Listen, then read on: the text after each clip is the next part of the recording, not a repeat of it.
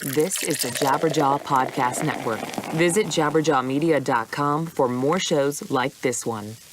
All right, everybody. Welcome to the brand new Friend or Faux. Now with Jabberjaw Media, we are here at the UCB facility on Sunset. And I'm here with my fantastic guest, Matt Moore. How are you doing? I'm all right. Yourself? I'm absolutely fantastic. It was a little bit of a trial getting to the show today. So I really appreciate your understanding. Thank you so much. Man, I'm the youngest of four. I am liquid when it comes to things going wrong. Totally used to it. So, man, you have a whole lot going on. You wrote a book. I did write a book. It's called Adult Stuff. Now on Amazon. It's on and all the places. It's on Amazon. It's in your local Barnes and Nobles. It's a seasonal fare, so it's coming back around. I don't know when this goes out. It's probably not going to be in 10 years. So, yeah, it's a book that's sort of geared toward graduation gifts. So it's kind of we're in season right now for it, which is nice. Awesome. Excellent. You know, I'm so impressed with authors. It takes so Me too. No, I mean, it takes so much effort. So much unbelievable effort because I've had so many ideas for books. Sure. You know, I'm like, oh man, that would make a great book. Everybody does that. I should totally write a book. Well, good luck, sir. It takes so long. What was your process on writing it?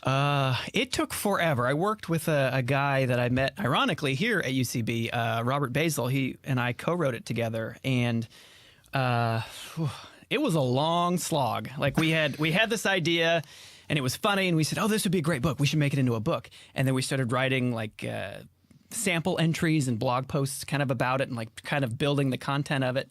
Worked on that for maybe 6 months, 9 months or so. He got busy, I got busy. We kind of shelved it and then kind of got back into it eventually when he passed it on to a friend that was in publishing who read it and said, oh, you guys should turn this into a book. Long story short, once we actually got the deal, it was a good solid year maybe of working and, once you get a draft done, sending it away and saying like, well, don't have to worry about that for a while. And then sure enough, that while ends very quickly and someone gives you notes and says, we like it, but change all of it. And so you go back in. It's great, but yeah, exactly. Change every little bit of it. Exactly. And that's usually that's a year turnaround is generally a pretty fast process for a fully published book, right? Right. Thankfully, our book we didn't write like a novel. It's a self-help book for millennials. So it's like short chapters giving advice and some graphs and stuff like that. It's something you would, see at an Urban Outfitters gift table, something like that. It's in that world. So thankfully it wasn't, I don't know how people write novels. That's incredible. I don't know how that's amazing. A linear story. No, I'm not doing that. I'm writing 3 or 4 pages about getting dumped. So it was a little bit easier to kind of knock out those chapters one by one than I'll tell you what, I could really use all of that advice. I need to buy this book immediately. Me too. I was just dumped just a couple weeks ago, and I got to tell you, man, this is a comedy show and I don't want to get sad, but man, I'm pretty broken up about it, honestly. Love hurts. Love hurts. They were right this whole time. What are what was one of your favorite bits to work on for the book? Like, obviously this comes a lot from your personal life and things that you're sharing with others that have happened to you. Like what really hits you in the book? There's a lot of things. We cover a lot of different topics, like dating, as I said, moving it. It's basically everything once you finish high school or college and you're transitioning into life, like all those things, getting an apartment, your job, that sort of thing. And for me, it was working, and employment was the big one. And I think the thing that hit me most that was so close to home was the work Christmas party and how that can make or break you in a corporate environment. And I've seen so many times interns puking like at a nice restaurant, and the boss is kind of looking over at them going, what do you think? what are you doing? You don't even technically work here. What are you thinking Get it right together, now? Phil. Yeah, exactly. Come on, Greg. No, don't dance. What are you thinking? This is not the time. Absolutely. Not the time. So those all really hit really close to home for me because I've danced on that edge before. I've said, you know what, maybe I should show these people my real personality, and that turns out to be not necessarily the best idea in certain situations. Right. You've got to keep a certain amount of decorum for those environments. Even people that are your friends at work aren't really your friends. Like, they're still coworkers. Yeah, that's such a weird they're out to get you. concept for people to remember. Like, oh, this person could still feasibly fire me. So at any moment. Yeah. Especially in this town, right? Yeah, you just, absolutely. You just don't want that know. coming back around. Everybody's got a knife behind their back. It's just like you get it. You understand. Oh, I do. I've had every job in the world, and I've been fired from most of them. So that's why I'm doing this podcast, because I love to talk about Conan. Tell me about Conan. You've worked on it a couple times. I've been there a good number of times. Some of them don't necessarily air, but I'm fortunate enough to be, for whatever reason, on a list that they read and say, let's call that guy. And I come in and do a lot of mostly physical bits over there. I'm kind of a physical guy. And so for everyone listening, physical here does not mean physically imposing in any way. I'm basically a bag of golf clubs that wears a hat sometimes. Right. But I'm a physical comedy person, so I go in and do a lot of that sort of thing. And I've been really fortunate to do a lot of really fun stuff over there. Something that I did recently that did not make it was Honan. Hey, it's a whole new show. We'll fix that in post. Conan hosted the Nobel Peace Prize ceremony, like the concert that followed the ceremony. He hosted it afterwards in Oslo. And if you remember, Bob Dylan was to receive a Nobel Prize for something, or for literature, and he didn't want to accept it, so he wasn't going to go. So I went and did a pre-taped bit that we shot here in town that was going to air there, where I was Bob Dylan, and the bit was sort of, what is Bob Dylan doing that he's too busy to go to the Nobel Peace Prize? So it was like a good bit, and I'm riding a Segway around, and I'm in the house goofing around. It was just a lot of really fun, tetherball, just goofing around. It was really fun, and they did a lot of prosthetic work on me, so I looked pretty close to him, That's so it was fantastic. solid. I want to say red hair and everything. It was a whole nine, man. It was great. But I want to say the day before it was supposed to air, the concert was on Sunday night in Oslo. The day before, or maybe 2 days before it was supposed to air, or that the concert was going to happen, Bob Dylan sent a letter that explained why he wasn't going, which sort of kicked the legs out from under the bit, so it got pulled. It didn't air. I'm so sorry. I can't make it. I can't make it to the show. I can't get over there. Write another book. Whatever. And so it was kind of a bummer, because I would have loved to have said, oh, yeah, I was a part of the Nobel Peace Prize concert. How amazing. That would have been. But it did not make air, which is, how many times? It happens all the time. So what do you do? Besides being broken up a lot, that's pretty much the story of my life, all the projects that I've done that will never see the light of day. Sure. I've talked about this so many times. I mean, one time I was, for this one movie, I hung upside down naked in a tree. It was supposed to be for like half an hour, right? Because they get in, get the shot, get the hell out of there. Except they didn't. So I ended up hanging upside down for like 6 hours. No way. And, they brought me water and like snacks that they're like feeding me upside down and stuff. But dude, talk about brutal. Like, it was just, and I forgot to mention, they were like beating me with sticks the whole time. Like a man pinata. Yeah. Exactly. That was exactly it. Yikes. So, and it played in like a festival that was like overseas. No one will ever see it. It's like super upsetting, because I did some Eddie Redmayne shit in that, and nobody cares. Character work. He's so method. He was saying, "Please, actually hit me. I want to feel something." I went home and hung myself up in the shower and beat myself just so it didn't. Yeah, That's the problem with this town. They I'm don't telling you. understand art. Right? I bet in the international festival circuit, there are T-shirts. It Your would have own killed. Yeah, cool, I have no some sort doubt. of Japanese beanbag toy with your likeness on it. Oh, so Absolutely. Oh, so strong. got it all. You were a track star at one point. Unfortunately, yeah. Unfortunately, why? No, not unfortunately. It was very.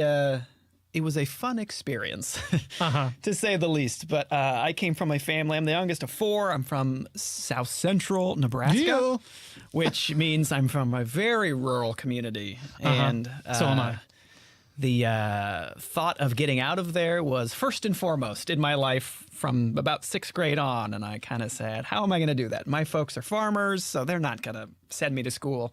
So I got really good at track and field and kind of cross country and really got into that. And that was sort of my ticket to get me going. And yeah, I more or less really hardcore into that all through high school, went to college, ran some track, ran some cross country for a while before I realized there was much more fun things to do in college than do sports and Whatever stay do healthy. you mean, Matt? I don't know what fun things you're speaking of. Listen, kids, there are some fantastic study halls and libraries Study that you can halls, really right, spend a lot of yes. fun time with. You don't want to be outside enjoying fresh air with attractive co-eds What? running No. around a track. Of course no, not. you want to be inside with Hanging out with the Breakfast Club. in the library. Of Yeah, course, absolutely. you know? Yeah, there you go. So yeah, unfortunately, not unfortunately, running was a big part of my life for a very, very long time, and I quit for, I would say, around 12 years. And I've recently started running again because a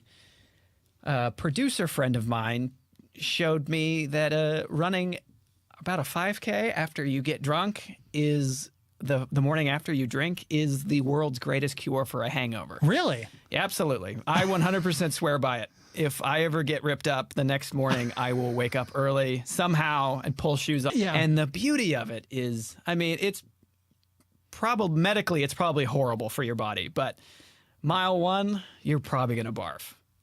Which is great because you get it out and then you sweat the next 2 miles. By the time you're back, like all the gross stuff is kind of gone. Yeah. You come in, take a shower, eat something, take a nap for a couple hours. Man, You're ready to rock. You're right back in the game. Yeah, Telling nice. you. So I guess running has had one lasting wisps of inspiration for me, and that being just that's great. Oh, it's a great hangover cure. Who cares about my health and my heart? How exercise could help me in the future? No. I'm using this right now to keep drinking. Absolutely. I'm kind of a fuddy-dud. I've never really done much drinking.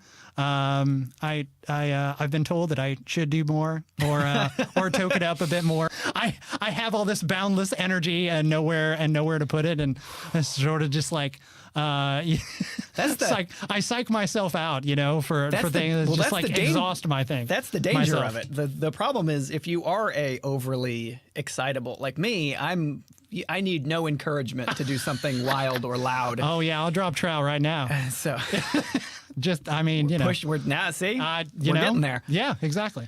And so I avoided drinking for a long time because I was like, boy, I need no encouragement to be and then once I started, that thing started happening. Like, oh yeah, hey guys, I won state. Everybody get out of the way. Watch this. There's a lot of watch this happening. Like, oh sure. Anybody want to see a backflip? Watch this. How I'm not dead to this day, I don't know, but thankfully it's kind of curbed itself, and as age has increased, I've finally realized, hey, why don't you just be a quiet drunk and not? You don't need to be the guy who can. Do you think that's how you're going to go out?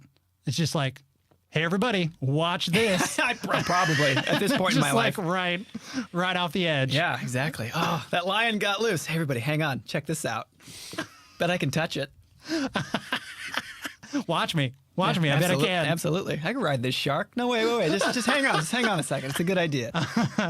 I was watching some of your videos. I was just, stalking you through your entire your internet history. Yes, I know. Please. I mean, you and my mom. You have a. Oh yeah, me and my mom. Me and your mom are tight. Yeah, good. Really. Good. But pawn some of that off on you. I was. Let's see. I watched the Roomba spot. Sean Saves the World. Uh-huh. Let's talk about that a little bit. Sure.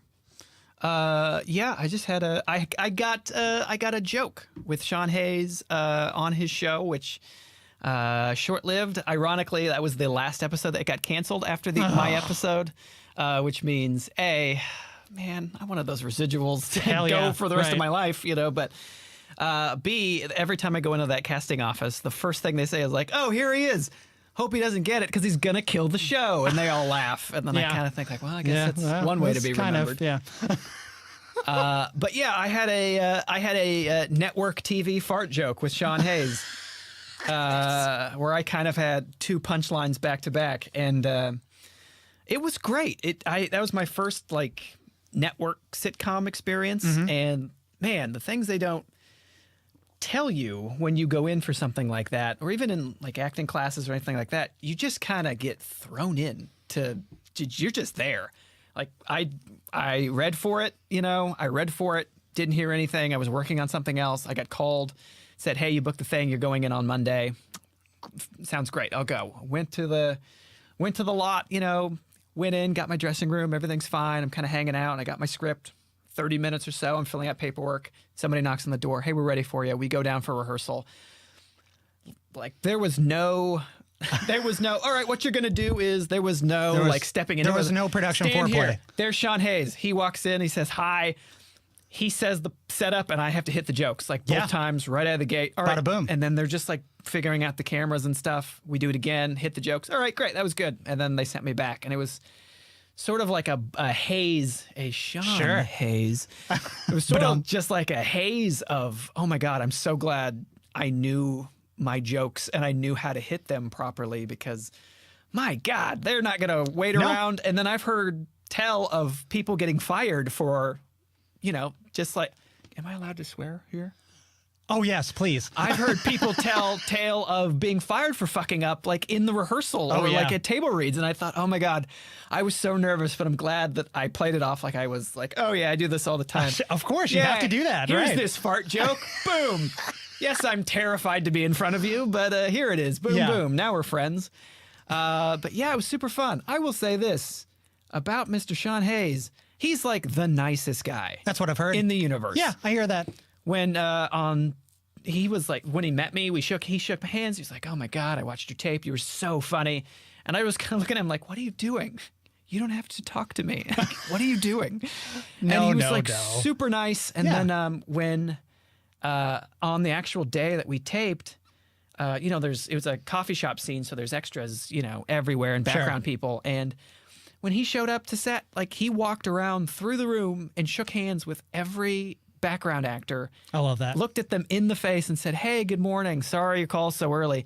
I just want to say, really appreciate you coming in. This is going to be a lot of fun. Hope you have a good time." He went around to everybody and said that. And I was like, oh my God, your name is literally on the building. Your face is above the door when it was at Universal. So when the tram goes by for the tour, your face is what they see when they say Sean Saves the World, shoots in this building. And it was like, wow, you're the coolest dude. Hey man, you're all right with me. I got nothing bad to say about you. And I love hearing that so much. I really do. But I think, that should really be the standard, right? People should just, be respectful of people. There's no reason to be a jackass. I don't know. Right? Even if you're, regardless of the level that you're at, I've told people before, if I ever get that level of egotistical, and I'll be honest, I have the ego of a small planet, but I just please punch me in the balls. I listen to All Things Weird Al, and he was doing this where somebody said, everyone around the industry and everywhere always says that you're just the nicest guy. And he's, he's the most modest guy in the world too. And he's just like, listen, I'm just a guy. Like I'm just approaching people how I would want to be. That's it. It's all about having respect. Yeah, and that's amazing. Maybe I'm the most polite person on the planet because of just the way I was raised and where I'm from. Don't get me wrong, I'm a monster the second you are shitty to me, and then you want to be terrible? I can be worse. Yeah. But yeah, there's just something to that. And there's a fear in my head that I might say something smart to somebody for, just for no reason. And my mom comes out from somewhere and just gives me this disappointing look like, I'm disappointed. Like that kills me inside. Yeah. But there's something to that. Like there's just something to when you meet famous people and they're cool and they're really nice. And that's my pager. My weed guy is calling. It's paging you from the 90s. Yeah, but something like that. Sean Hayes has created an army of people like me who are now going, oh, that's how you should treat people when you're working, because then for the rest of their lives, they're only going to say, this guy's the best. What a nice guy. What a cool dude. Like, yeah, why wouldn't you do that? I don't understand. Yeah. It could Karma, man. It could all go away. It could all go away. Wouldn't you like to? And it has. Be the guy that has all the friends that people are like, oh, tough times for that guy. He's really cool. We should bring him in for this thing. Like, right. Why wouldn't you be that guy? Yeah, absolutely. It's always nice when you get to work with those people who are so congenial and respectful. What was it on? I think it was NCIS LA or whatever. You mentioned background. Listen, I have no shame. I've done background a million times, and hey, it's good cash. No shame in the game. It gives you a chance to be on set and do a little hobnobbing sometimes. And the team on that show was really cool. Castle was also really fun. Nathan Fillion's one of those guys too. Oh, that's cool. Just like good, super chill, man. It's just super chill. Yeah, why wouldn't you? And I think there's a weird shame about people doing background work, and I don't see it because the way I think about it is I think everybody should do something to get on set. Yes. Because you're going to have something happen if, maybe you are extremely fortunate like I was to get, when you get stuff and you get to go to a real working soundstage or movie studio or something like that, they're just going to throw you in. And if you faked it all the way to that point and then they throw you in and you're not ready, like you're done. Dead in the water. That's it. They're going to fire you and hire somebody else. It. There's always somebody else right behind you. So when I moved to town, I happened to meet an alum from Nebraska who was a wardrobe stylist. And because I got a BFA in performing, I had to take a sewing costume class. Oh, yes. And so I ended up, I met her and she said, I'm a costume designer. Do you need a job? And I said, yeah. And she goes, can you sew? And I said, yeah, absolutely. She said, great. Well, I'm working on a job at the Rose Bowl next week. I need a PA. Do you want to do it? I said, sure. And I ended up getting experience on set and kind of learning the production side of the business from that side, getting to see like, oh, this is what that guy does. This is how you behave. This is how people treat PAs. So be nice to them because they'll bend over backwards for you if they like you, and they'll kind of save your ass sometimes if it's something that you should do. And I always learned just kind of how to deal with people and be in that environment, working as a PA and climbing my way up. And I don't know, people that have never done background stuff or just even been on sets and, maybe you're a theater person or a comedy person, but you've never had that experience. I think there's a wealth to learn from just seeing how it works. It all comes together. And then kind of seeing also when you see shitty background people or shitty actors or something like that, and you see how the crew and the producers and stuff are like, hey, get that guy the fuck out of here. Like that happens. They know what's going on, and like, oh, this is how to behave on this set. Like, don't complain, don't be shitty. I was just watching a clip. I think it was Jimmy Kimmel that kicked somebody out like during a break, and I wish I could remember who his guest was. And I just watched this clip yesterday, but the guest was like, I've never seen you get angry with anyone. It was just like, I guess whoever it was had their feet up on the chair. Oh no.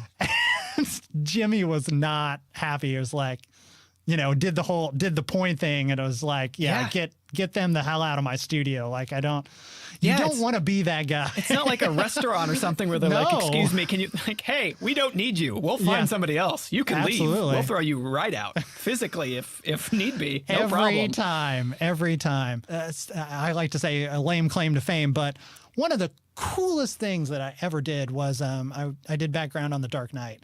And, no way. 3 days in the mix with Heath Ledger, Christian Bale, Christopher Nolan, and it was just it was one of the coolest experiences I could ever hope to have as a human and a nerd. You know what I'm saying? And I always thought it was super cool. Christopher Nolan had this monitor around his neck, like on a chain, like Flava Flav style, that he would just like pick right. So he didn't have to go over to Video Village, and was like such an incredible experience.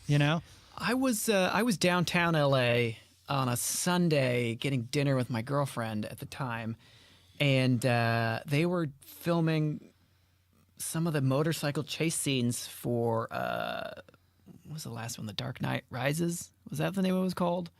Yes. Mm-hmm. That one. They were filming like some of the chase scenes in downtown with the motorcycles and stuff, and it was cool to kind of be down there and see them getting ready, and then all the motorcycles shoot off, and you see the tumbler driving around and all that. It was super cool. Yeah. I can imagine, kind of being there to more or less be a part of it and just be around and see it happening and setups and stuff like that. That sounds crazy. Yeah, it was nuts. Seeing like, because I was there with Maggie Gyllenhaal, who was also very nice. I never saw. You hear all the stories about Heath Ledger, and I got to tell you, while I was present to it, I never saw Heath Ledger. I didn't. I only saw the Joker. Like, he didn't break that entire 72 hours that I was on set. Like, I did not. They of course come over and fix his hair and spritz him in between every take and whatnot, and he was just a cold motherfucker, and I was terrified, and it was wonderful. Sounds exhausting too on a certain hand as a production person, having experience, and then I could definitely be like, hey, we got to ask Heath, the Joker. We got to ask the Joker if he wants these bananas. Right, exactly. Hey, Heath, Joker, the bananas are here. Do you want? And just kind of dealing with that. Yeah, right. I could see myself tiring very quickly. Have some melons. Yeah. Hey, man. All right, great. Listen, do you want this or not? Why so serious? Just like those stories. This banana has appeal. Oh. It's good. No, I take it. We'll be right back with Matt after this break. This episode is brought to you by Hinder. Are you ugly as sin and seeking a redheaded, busty, tatted up, cosplaying, Harley-riding pagan princess to mash lips and naughty bits with? Are you far from close to finding the one? Would you like all your dates to exhibit extreme behavior? Are you ready to take it to the limit to find the lips of an angel? Then release yourself from the all-American nightmare of dating apps by joining Hinder. Hinder's raw glam metal has been making women cream their pants and their sheets while running mad with passion in the streets since 2001. And now you can use their magic mayhem music to bring them to you. Hinder keeps all the toads at bay so that bay can find you. You can't make this shit up. When the smoke clears, your horny hotness will be stripped and waiting for you at your front door. Hinder app. Welcome to the Freak Show. In your pants. And that's how we do it here on Friend or Foe. Wow. All right. I'm listening. Got to get my profile up. That's right. It's all new. I'm on it. I've been doing really well. Having lots of ladies, You got to take a number, man. Take a number. All right. Game on. Hinder. Find me at Mop with Hat. It's going to be my... I want everybody to know I want them to know right out of the gate what you're getting into. That's right. He's how do you describe him? Well, I don't know. It's kind of a broom with hair, I guess. It's a thin man. There you go. Absolutely. What else is coming up?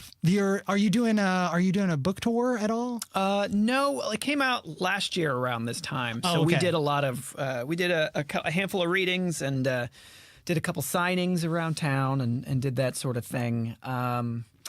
Yeah, this year it's just coming around again. It's kind of cool that it's a graduation gift, really. So every year at the end of both semesters, whether it be holidays or end of spring semester, sales go up, again, which is cool. And last year, for most of the year, it was on the graduation gifts table at Barnes & Noble, right out in front in every store across the United States, which is crazy. I had friends from all over the country texting me pictures of, I'm in El Paso, Texas. Look, your book is here. Look, I'm in Florida. Your book is here. It's crazy. So that's all happening again, which is fun. Probably go around, sign some more, which is kind of a fun deal. But yeah, that's the end of that for now. We're hoping to pitch more, or at least write more versions of it, as time goes on. But we'll see. My writing partner's busy. More versions of it. What you mean? So it's going to be like a series. We would like to, yeah, like ideally. ...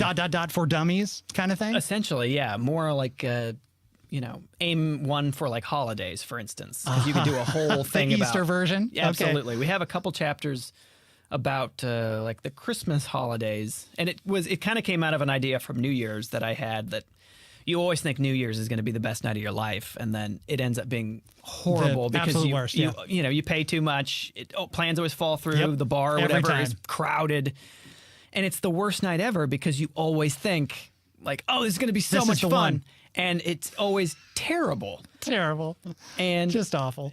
I've said this for most of my life. Like a lot of good things happen to me. I'm very fortunate in that I feel like I'm nice to people, so good things typically happen to me. I stay out of trouble. I try to be a good person.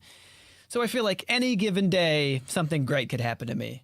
364 days a year. New Year's Eve is the one that I do not get. That's the one that is guaranteed to be bad. And high school, college, just anywhere I went, that night ended up being tragic. People breaking up. There's a fire. Like just crazy things happening. Yeah. And so I usually just sit New Year's Eve out. And then I kind of got scammed into being like, no, I'm going to go. You know what's going to happen? This is going to happen. And I go to something and it falls apart. Yeah. And you kind of think about it and you think, why does that happen? Why does it happen? It's, because you hype it up. You think it's going to be the best. What if instead of that, instead of thinking it's going to be the best night of your life, why don't you think this could be fun? We'll see what happens. Sure. If you go into it with that attitude, anything that happens that's cool beyond that, it's a win. Throw it in the win column.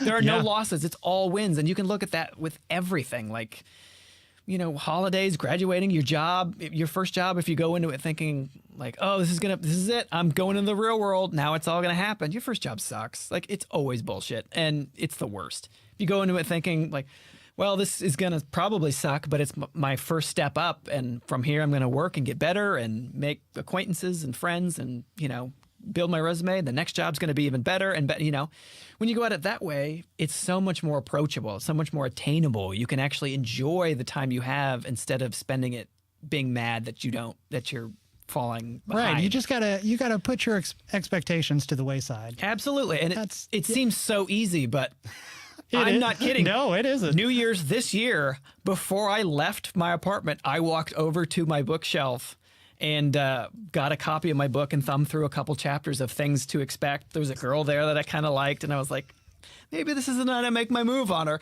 Went to the book, found that chapter, and was like, all right, relax, man. Like, you wrote these words. Read them and take them in. You need to relax and just hope to have an okay time. And then if anything better happens, we'll see what happens. Absolutely. So with that in mind, we're, kind of aiming at every holiday has the potential for, 4th of July, this is it. Right. We're going to drink and blah, blah. You're going to get sunstroke. Yeah. Lying there. You're going to barf in front of the girl you have a crush on. She's going to be like, what? Who is this? It's 2.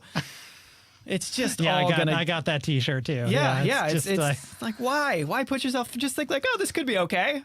Who knows what could happen? You have a great time. Who knows? That's the attitude that I had going in to watch 50 Shades of Grey, and I try to keep it throughout my whole life. It's terrible, guys. It's still terrible.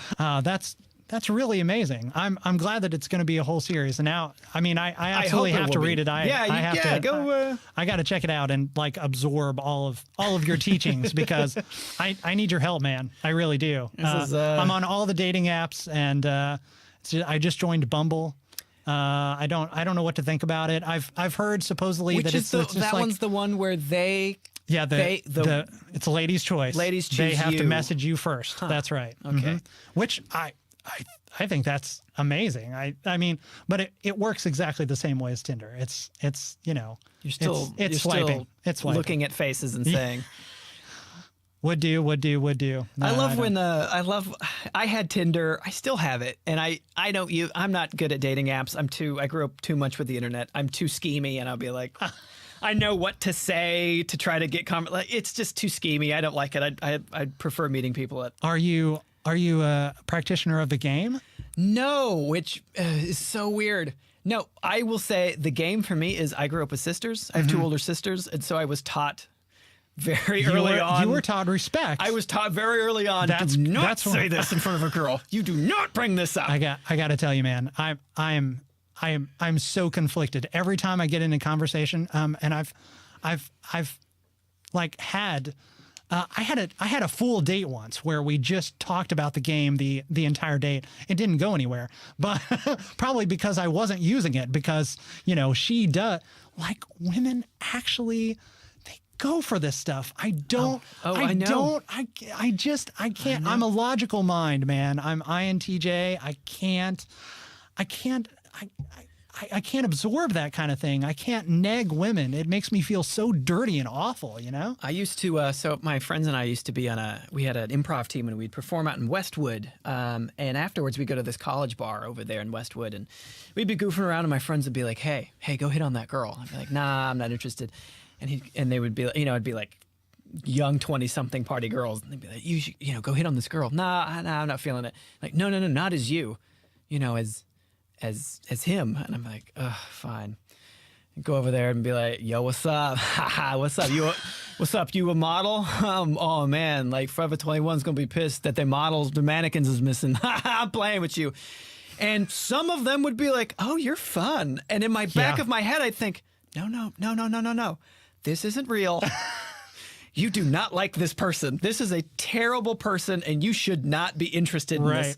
And I would quickly shut it down and be like, all right, well, okay, I got to go, and like walk away. And my friends would love it. And I would think like, oh, this is sad. This is sad that some people go for this, which, I mean, to each their own. But there is something to that. Like, there really is. Yeah, there's some girls go for that bro-y guy, and I think, you know what? That's fine. I'm not one to judge. You do what you want to do, but you do you. Yeah. But boy, that guy. No thanks. It's too dirty for me. I can't. And here's the thing: you want to learn how to pick up women? I'll teach you right now. Listen.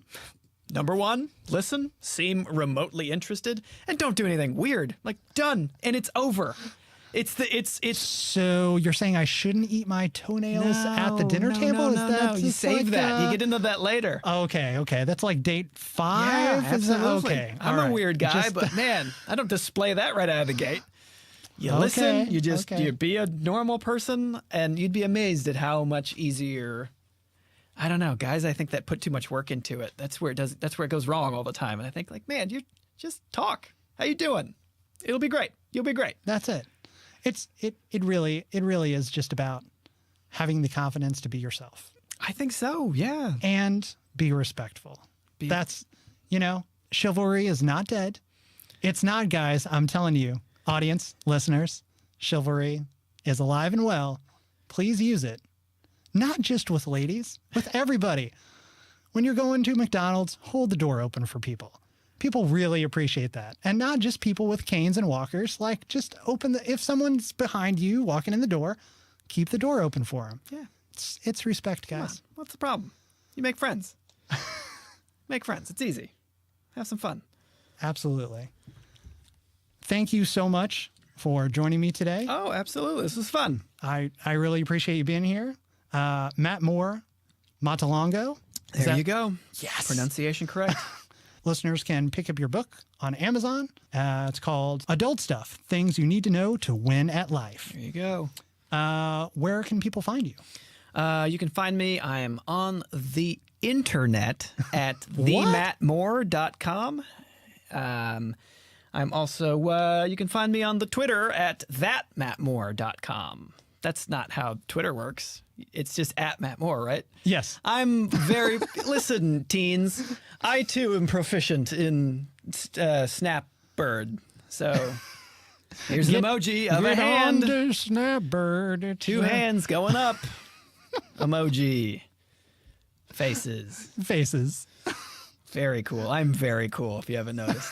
Broom with hair at Hinder swapbumblebird.org.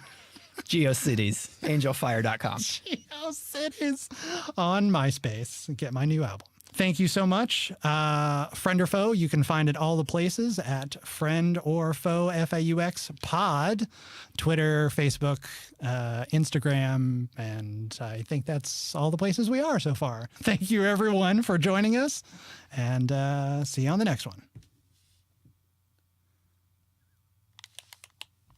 Good? Excellent.